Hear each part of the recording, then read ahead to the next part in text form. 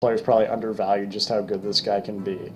He can be a flop sometimes. 3 mana for a 2/3 is pretty bad if that's all he ends up being. But I would be willing to bet more often than not you pick this guy and he ends up just running away with the game. So I'm going to pick the Flesh Eating Ghoul. Hopefully, when we get to some gameplay, you guys can see this guy in action. Alright, so here's some interesting cards here. So let's talk about the card we will never pick. So, Silverback Patriarch. This guy's a 1/4 for 3 mana is pretty awful. You're really paying for the taunt with this guy. Essentially, I would never play a 3 mana 1/4, even if it did have taunt. You're really paying a lot of, I would say you're paying almost 2 mana for that taunt, whereas most cards of taunt, you're usually paying around 1 mana for it. A 1/4 doesn't trade very effectively. It does put up a wall, and that's kind of why I feel this card is 3 mana.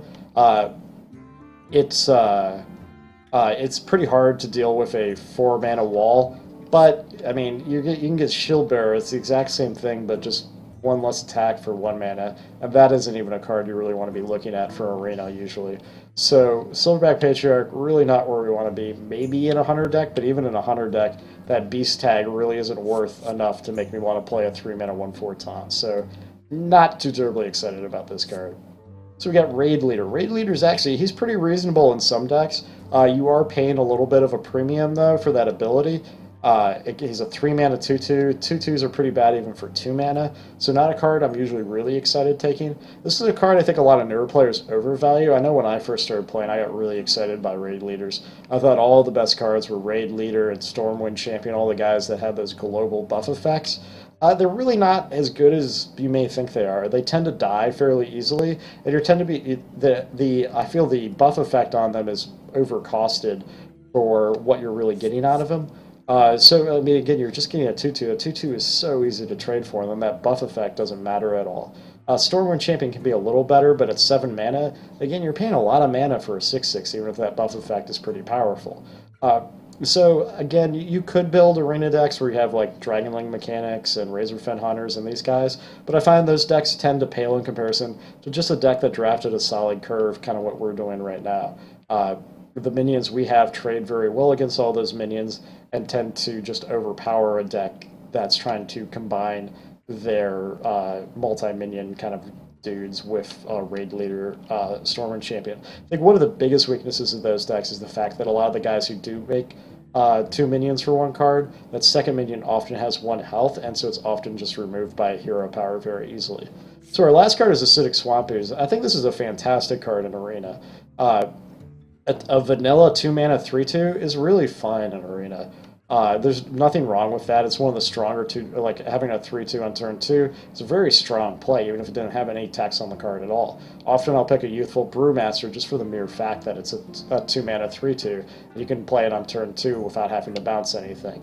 This card, I mean, this is obviously an upside, being able to destroy your opponent's weapon.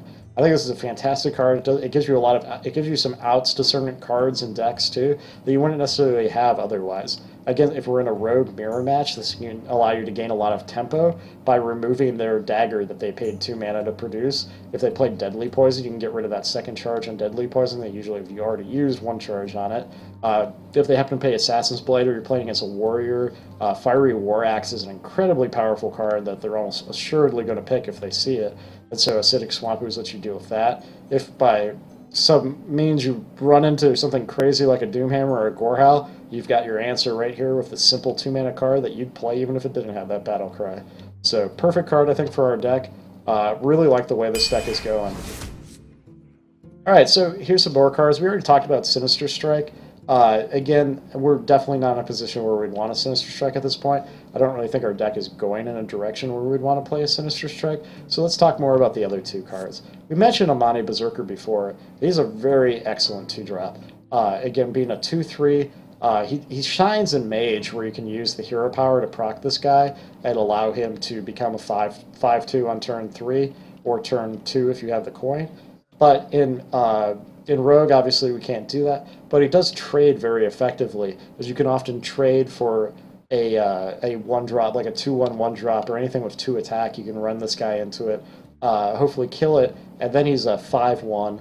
Or if it had one attack, he's a 5/2, and then he can trade for an even bigger minion on the next turn. He's just again, a 2/3, a 2-mana 2/3 is really what you're looking for, and this ability really is an upside, allowing him to trade up very, very effectively. So let's talk about Silvermoon Guardian. Silvermoon Guardian, Divine Shield's very strong in Arena. I used to value this guy much more highly than I do now. You're really not getting your 4 mana from a 3/3. Generally, you want your stats to be slightly above the mana cost. So, for example, with the Amani Berserker, we get a 2 attack and 3 health for the 2 mana. With this guy, we'd want at least a 4/4 for 4 mana, really. Again, Divine Shield can be really powerful as it generally allows you to 2 for 1, but there's a lot better 4-drops out there, like Chillwind Yeti, essentially. Is always able to 2 for 1 as well, and he's got more health and more attack, meaning that he has more applications and more scenarios, can live through more things, can trade up a little bit more effectively, just generally a stronger card. So Silvermoon Guardian is not unreasonable, but I'm never too excited to take this card. Amani Berserker, on the other hand, I'm actually pretty excited to see one of these. We're really fleshing out our 2-drop slot here. Again, I prioritize the 2-drop slot very highly, is because odds are we're not going to keep... We've been seeing a lot of really good 2-drops. It's probably not going to keep up. And really having that turn 2 play is really what sets a lot of the great decks apart from the good decks. And Amani Berserker is definitely the direction we want to be going here.